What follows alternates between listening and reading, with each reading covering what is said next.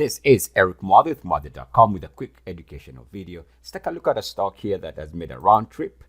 We can see here it started off its journey around the 40s and in 3 months went as high as 180.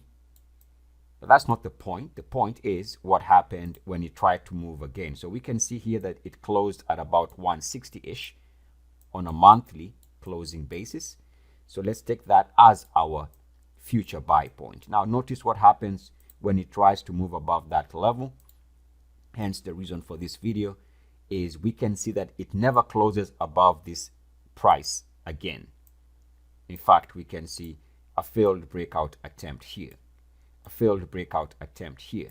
Even this week was a failed breakout attempt because at the end of the month, it closed right there.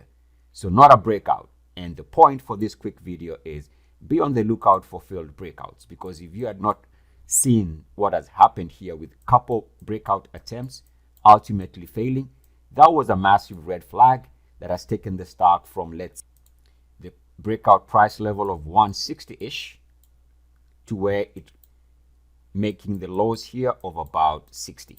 So pay attention to breakout status, because this is where you get a sign that an instrument is running out of momentum and is due for a move lower.